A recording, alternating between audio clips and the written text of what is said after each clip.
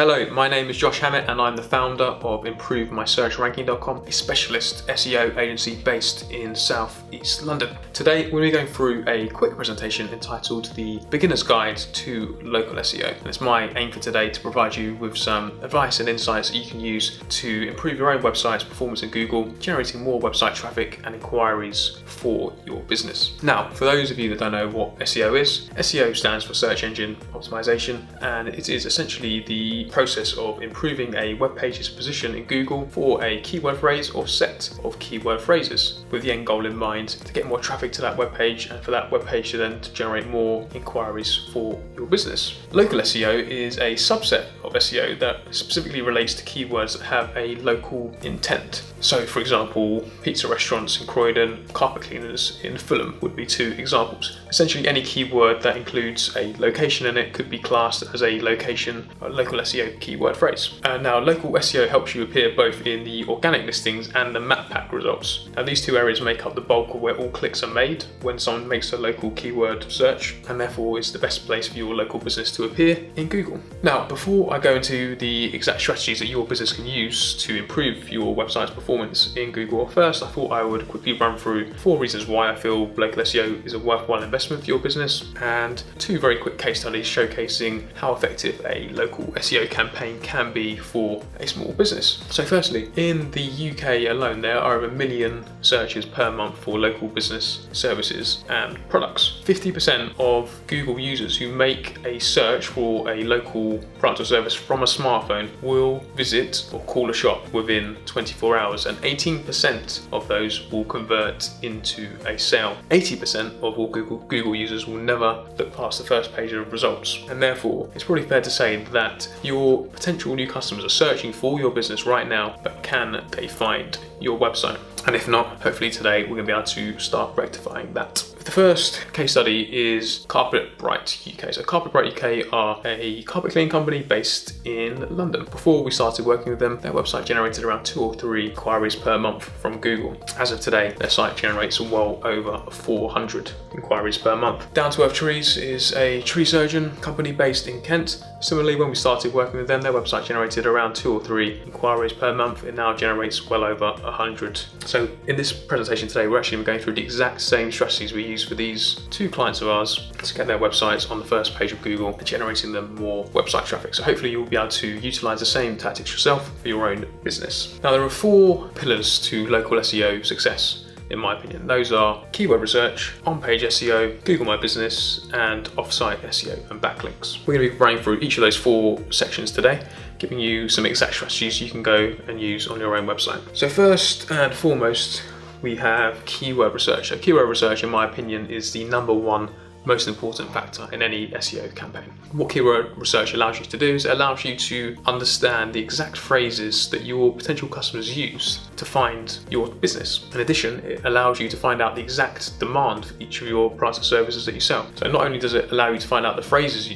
that your customers use, but also how many times per month each of those phrases is searched for on average. Now, you can find this information out through the use of keyword research tools. There are a number of keyword research tools on the market, Moz being one of them, Uber Suggest being another, but today we'll be going through the Google Keyword Planner tool. So the Google Keyword Planner tool, which you can find by simply going to Google and typing in Google Keyword Planner, is a free tool for you to use, but you simply need to have an AdWords account set up to use it. But before you go about using this tool, I would highly recommend spending 10, 15, 20 minutes brainstorming ideas for your business. So think of the keywords that your potential customers would use to try and find a business like yours. And don't only think about your business generally, but think about each of the individual services that you offer and each of the locations that you serve to. So take an example of a carpet cleaning company. You may offer carpet cleaning services, but also you may offer mattress cleaning, you may offer upholstery cleaning, curtain cleaning, etc., etc. So think of keywords that your potential customers may use for each and every single service that you offer, plus each location. Now, once you've made that list, you're going to take those keywords and you're going to plug it into the Keyword Planner tool, and the Keyword Planner tool is then going to tell you how many times per month each of those phrases is searched for. Now, once you've seen the results, you're going to take the keywords that have a high demand, put them in one list, and disregard the keywords that have 0 search volume. In addition to the keywords you've plugged in, the Google Keyword Planner tool is going to suggest some phrases that you may find useful or may not find useful. One thing to bear in mind is the intention behind each keyword that you want to target.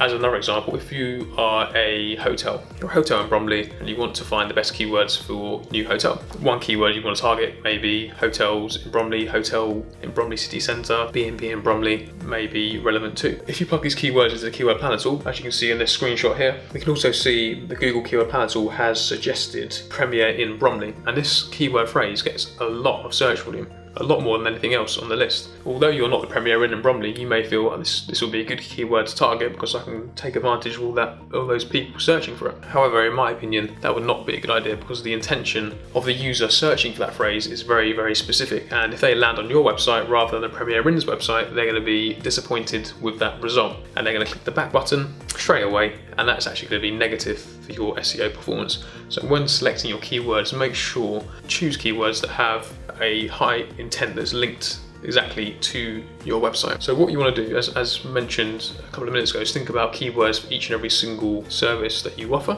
And what you want to do is you want to create what I call a keyword group for each and every single service that you offer. And once you've done this, you then need to attribute each of those keyword groups that you come up with to an individual page on your website. So one big mistake we see a lot of local business owners make with their websites is they have just one service page, and on that one service page they simply list all their services and that's it. This is really bad from an SEO point of view. What you want to do is have an individual page for each and every single service that you offer, and what this allows you to do is then attribute the different keyword groups to the separate pages, and we're going to explain exactly why that's important. So to summarize the keyword research element, first of all, what you want to do is brainstorm a list of keyword ideas for each and every single service that you offer. You then want to plug those into the keyword planner tool, find the best keywords there, disregard the ones that are no good, add any that have been suggested that may also be worth looking after, creating the keyword groups, attributing those to individual pages on your website. And if you don't have an individual page on your website as it stands, you then need to think about creating these new pages ASAP. So that brings us on to step 2, which is on-site SEO or on-page SEO. So essentially what we need to do here is take the keywords we found in section 1 and we need to reflect those keywords in section 2, which is on-page SEO. So on-page SEO relates to the technical adjustments you can make to your individual web pages to help you best rank in Google. So this relates to things such as title tags, heading tags, URLs, the actual content on the page, and a number of other factors. Now you should be able to see what I call the anatomy of a perfectly optimized local SEO page. So there are 10 points on this slide here and 2 more on the slide after. If you include all your keywords in these key areas here and follow the advice, you should be able to rank a lot better than you currently do in Google. So firstly we have number 1, which is the optimized title tag and URL.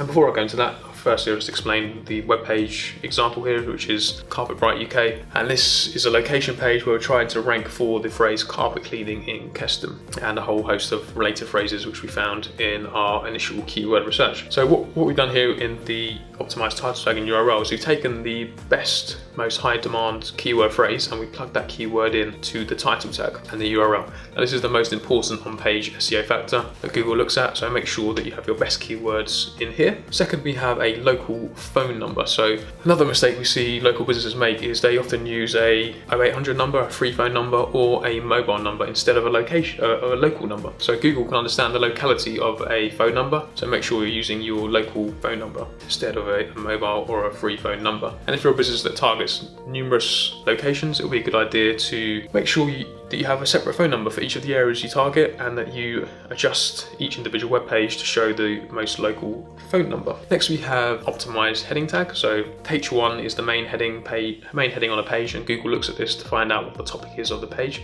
So again, we just want to make sure we have one of our best keywords plugged in here. Next we have the image file name and alt text. So you can't see this, but behind the background image of this example, before we uploaded this image to the website, we renamed the file carpetcleaninginkeston.jpg. And once we uploaded this image to the website, we also attributed a alt text attribute to this image, which we again then called carpet cleaning in Keston. Next we have interactive page elements. So this web page is designed fairly nicely. It looks nice. It has lots of sections, lots of call to actions, and it's just designed to be in an engaging way. This helps keep people on the website for longer. The longer people stay on your website, the better from a Google standpoint. Next we have a review snippet. So you can see here we have a blue bar which has a star rating. What this does actually is put some code behind this called review snippet code, and this then shows a star rating on the Google results pages. So when someone does a search for carpet cleaning Keston, they'll see that our webpage has a star rating. Now most web pages do not have this feature, and by having a star rating appear in Google, you actually make your listing stand out and more people are going to click on it. What is more, the star rating, obviously if you have a high star rating, it's going to give you more credibility and it's going to increase your conversion rate too. Next we have a fast load speed. So the website is designed to load quickly. Make sure you're doing everything you can to make sure your website loads fast. There's a number of free tools on the market you can use, find out how fast your website is, and they will also give you recommendations to improve them. So one would be the Google Page Insights tool, another would be Pingdom, third would be the GT Metrics tool. So you can take a look at these free tools and see how your website fares from a speed point of view. Next we have a optimized H2 tag, again another one of our keywords plugged in here. Google looks at the heading levels to find out what the topic is of a page, so you just want to make sure you have a number of subheadings and main heading which all relate to the same keyword phrase. Under the H2 we have some content, so we have around 400 to 500 words of content. The average page 1, position 1 web page actually has over 1,000 words of text, but you want to look at your individual sector and see what your competitors are doing. Maybe take a look at the top 10 in your industry and see what their average length is, and then try to expand upon that. Within the copy you want to try to include your keywords a couple of times at least to help increase your keyword density, which would also be beneficial to your SEO. And number 10 here is the live chat feature. So this again just helps increase the amount of time people spend on the site and also is useful for a conversion rate optimization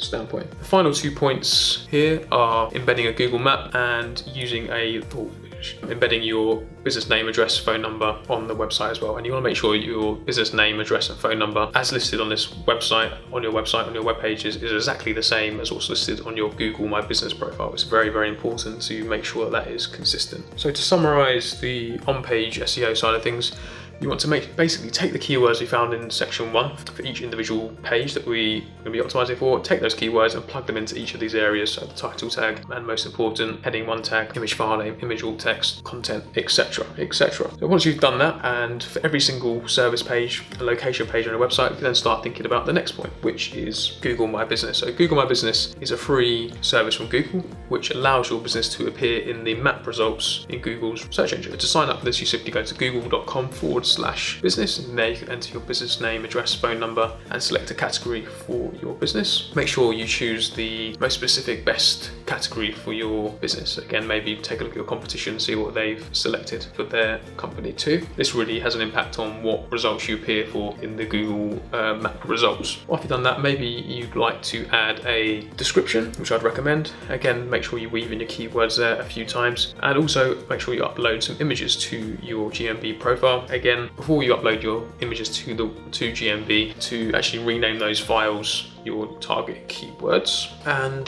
if your business has multiple locations, has multiple addresses, make sure you have a GMB profile for each and every single location you have. And in the section in Google My Business where you can select a link, a URL, if you have multiple locations, don't put your homepage in, but actually put in the link to the location page that you have on your website. So if you was this carpet cleaning company and had an address in Keston, you'd want to set up a GMB profile for Keston and then link from the link section to the Keston page, specific page on the website rather than the homepage. But if your business just has one location, make sure you link to your homepage instead. Finally, from a GMB point of view, you need to make sure that you have reviews. The more reviews, the better. The higher you're going to appear in Google. Don't only look just for Google reviews, but also reviews from Facebook and other sources can actually feed into your GMB profile. So just basically make sure you have as many high quality reviews as you possibly can. Finally, we are now on section 4, which is about off-site SEO and just relates to backlinks. Now, backlinks are really important to your SEO performance, probably worth more than 50% of where you actually appear in Google. Now, a backlink is simply a link from one website